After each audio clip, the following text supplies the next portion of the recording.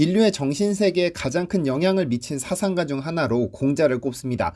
그런데 공자가 세운 유교 정신을 가장 완벽히 실현한 인물은 그의 사후 100년 뒤에 태어난 맹자를 꼽죠. 소위 공맹사상을 완성시킨 인물로 알려진 맹자는 사람들은 갓난아이가 우물로 기어가는 것을 보면 모두 깜짝 놀라 불쌍히 여기며 아이를 구하겠다는 마음이 생기는데, 이는 그 아이의 부모와 교제하기 위한 것도 아니고 동네 친구들에게 아이를 구했다는 명예를 얻기 위함도 아니며 어린아이를 구하지 않았다는 비난을 피하기 위한 것이 아니다. 이는 불쌍한 이를 측은하게 여기는 측은지심이 발현된 것이다라면서 인간은 태어날 때부터 선하다는 성선설을 주장합니다.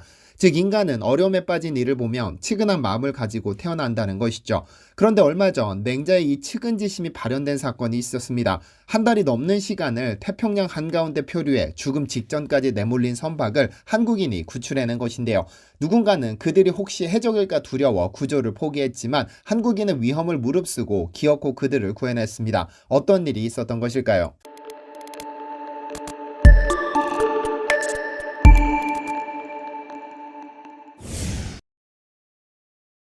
안녕하세요, 디스멘터리입니다. 1975년 사망한 아놀드 토인비라는 세계 최고의 역사학자가 한 명 있습니다. 그가 쓴 역사의 연구라는 12권짜리 역작은 20세기를 움직인 책이자, 클리프턴 패디먼이라는 유명 작가는 20세기에 발간된 모든 책 중 다음 100년간 계속해서 읽힐 것이 확실한 단 한 권의 책은 바로 토인비의 역사의 연구라고 평가할 정도였죠. 구상부터 완결까지 무려 40년이나 걸린 이 책은 사라진 문명부터 현존하는 문명까지 모든 인류의 역사를 기록하고 있습니다.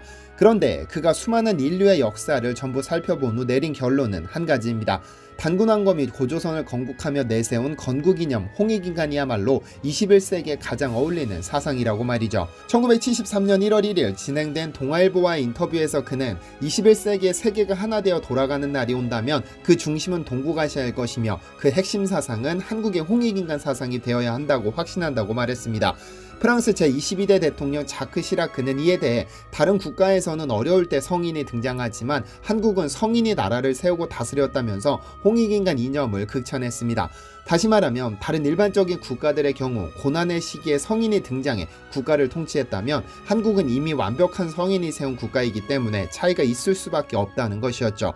널리 두루두루 인간을 이롭게 한다는 홍익인간의 건국이념은 초등학교 때부터 귀에 닳도록 들어왔는데, 우리도 모르는 사이 한국인들은 널리 인간을 이롭게 하며 살고 있는 것 같습니다.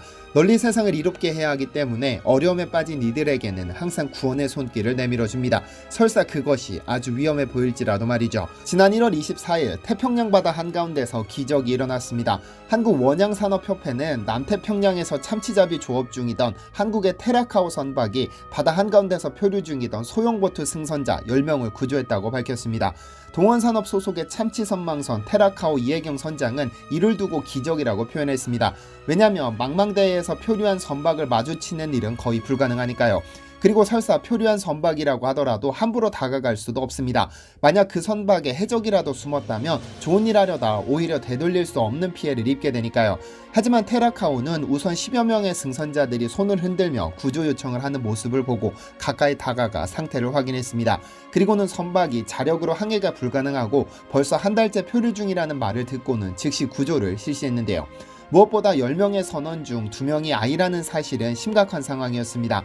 즉시 구조에 음식과 휴식 공간을 제공하고 파푸아뉴기니 수산청 및 항만청에 연락해 자국으로 돌려보내기로 했는데요. 구조 후 들은 소식은 놀라웠습니다. 지난 12월 23일 파푸아뉴기니의 나마타나이 항을 출발한 말시아로호는 탕가섬으로 가던 도중 엔진이 갑자기 멈춰버립니다. 엔진을 때려도 보고 열어도 보고 수리해보려 노력했으나 결국 엔진은 돌아오지 않았고 표류가 시작됩니다. 사실 목적지에서 선박을 기다리던 선주는 12월 25일 도착할 예정이던 선박이 도착하지 않자 문제가 생겼음을 직감했습니다. 그리고는 다음날부터 집중적으로 수색을 시작했는데, 이틀 뒤 한 선박의 선장으로부터 표류하는 보트 하나를 목격했으나 해적선일지 몰라 구조하지 않았다는 어이없는 말을 듣습니다. 결국 망망대해에서 작은 선박을 찾는다는 것이 불가능하다고 판단한 선주는 1월 2일 수색을 중단하기로 결정했죠. 앞으로 언제 누가 구조해줄지 모른다는 기약 없는 희망은 두려운 것이었는데요. 무엇보다 비상식량이 줄어들면서 죽음에 대한 공포가 스물스물 기어나왔죠. 그들이 할 수 있는 일이라곤 물로 배를 채우고 낚싯줄을 들이워 고기를 잡아 영양을 보충하는 일뿐이었습니다. 그렇게 정확히 한 달이 지나 1월 24일이 됩니다. 서서히 삶의 의지가 꺾여가던 찰나 저 멀리 꽤 큰 선박 한 척이 보입니다. 혹시나 보게 될까 미친 듯이 손을 흔들기 시작했는데 다행히 선박이 다가와 몇 가지 묻더니 즉시 자신들의 선박으로 데려가 음식과 휴식 공간을 제공해 주었고 다행히 간신히 목숨을 건질 수 있었습니다. 그들에게 한국이라는 낯선 나라에서 온 이들은 구원의 손길을 내밀어준 신과 같은 존재였죠. 이런 내용은 파푸아뉴기니 언론에 대대적으로 보도되기도 했는데요. 초대 교회의 성인으로 불리는 성 아우구스티누스는 그 유명한 죄는 미워하되 사람은 미워하지 말라는 말을 후대의 인간에게 화두로 남겼습니다. 그러나 감정을 가진 인간이 형체가 없는 죄만을 미워하고 사람을 미워하지 않는다는 것은 그리 쉬운 일이 아닙니다. 그 죄는 사람이 저지르니까요. 그래서 그 사람이 너무 밉다면 그들이 아무리 곤경에 처했다가 하더라도 절대로 도와주는 일이 없을 텐데 우리 한국인들은 아무리 죄가 미워도 사람을 결코 미워하지 않습니다. 지난 2011년 4월 일본의 갓나오토 전 총리는 한국은 가장 먼저 긴급구조대를 파견하고 많은 구호물자를 보내줬다. 마치 가족이나 친구가 피해를 당한 것처럼 한국인들은 힘찬 격려를 해줬다며 국내 언론을 통해 감사 인사를 표했습니다. 당시 일본의 총리가 이러한 감사 인사를 표한 이유는 한 달 전 발생한 동일본 대지진으로 피해 입은 일본인들을 위해 한국인들이 행한 선행 때문이었습니다. 2011년 3월 11일 일본은 동일본 대지진이라 불리는 역사상 최악의 자연재해를 입었습니다. 일본 동쪽에서 발생한 9.0리터 규모의 지진은 너무 강력해 지구를 축에서 벗어나게 할 정도였고 9m의 쓰나미를 몰고 와 무려 18,000명 이상이 사망했죠. 말 그대로 국가 재난사태였습니다. 그런데 일본의 피해와는 별개로 놀라운 일이 벌어집니다. 절대로 일본에게 그 어떤 친절함도 베풀지 않는 것이 정상인 한국인들이 비정상인처럼 행동했기 때문이죠. 당시 쓰나미로 피해가 발생하자 일본 정부는 전 세계에 긴급히 도움을 요청했습니다. 이때 가장 먼저 일본에게 손을 내민 것은 다름 아닌 한국이었는데요. 삼성과 LG 등의 기업 그리고 국민이 보낸 성금이 무려 1,000억 원입니다. 이 금액이 전부 일본으로 전해졌는지 확인할 방법은 없지만 대한적십자가 모금한 국민성금 445억 원은 전부 집행되어 일본에 전달됐습니다. 어쨌든 이 금액은 역대 최대 액수의 재난 구호금일 뿐 아니라 정부는 10억 원이 훌쩍 넘는 인도적 지원금을 별도로 전달했는데요. 여기에 지진 발생 다음 날에는 구조견 2마리와 구조대 5명, 3일 뒤에는 구조대 102명을 센다이로 급파해 폐허가 된 동일본에서 구조활동을 펼쳤습니다.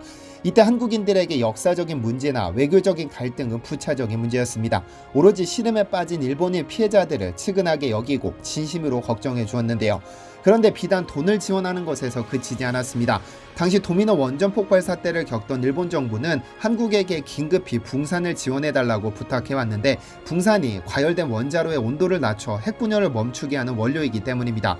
원자력은 우라늄 등의 핵연료가 핵분열을 일으킬 때 발생하는 열을 이용해 전기를 만드는 것인데 우라늄의 원자에게 중성자를 충돌시키면서 열이 발생하고 그 열기를 이용하는 것이죠. 붕소는 이 중성자를 흡수해 원자로의 핵분열을 억제하는 역할을 합니다. 당시 일본은 원전이 폭발한 마당에 계속해서 핵분열이 발생하면 돌이킬 수 없는 폭발 사태를 야기하므로 원자로 폭발을 막기 위해 막대한 양의 붕산을 원자로에 쏟아부었습니다. 일본 전역에서 공수한 붕산을 전부 쏟아부으니 당연히 다른 지역의 원전에 필요한 붕산 재고가 떨어진 겁니다. 이에 일본 정부는 코트라를 통해 정부에 붕산을 긴급히 조달해달라고 요청해왔고 한국은 전남 영광과 경북 울진의 원전에서 붕산을 긴급 수거해 조달해 주었는데요. 한국가스공사 역시도 LNG를 지원해달라는 요청을 받고 일본 전역에 가스화력 발전소를 2달간 가동할 수 있는 LNG를 제공해 주었고 세계 최고의 에너지 기업으로 꼽히는 SK에너지와 GS칼텍스와 같은 한국의 대표 에너지 기업들도 손을 보탰습니다. 휘발유, 경유, 항공유 등 유류 부족 사태를 막기 위해 한 달 동안 수십만 배럴의 유류를 공급해 주었는데요. 죄는 미워하되 그 사람은 미워하지 말라는 성인군자급 인내심을 요구하는 이 말에 대해 김상중 씨는 죄를 저지른 게 사람인데 사람을 어찌 안 미워할 수 있겠습니까? 라며 보기 좋게 받아쳤습니다. 한국인들은 태어날 때부터 측은지심을 가지고 태어났는지도 모릅니다. 그래서 태평양 한가운데 표류 중인 선박이 해적일지도 모른다는 위험을 감수하고도 구조해 10명의 목숨을 살렸습니다. 그러나 한국인들은 뼛속 깊이 사무치는 분노를 가지고 있음에도 어려움에 처한 일본인들을 외면하지 않았습니다. 누군가는 바보라고 손가락질해도 그것이 인간이 해야 할 도리라고 생각했으니까요.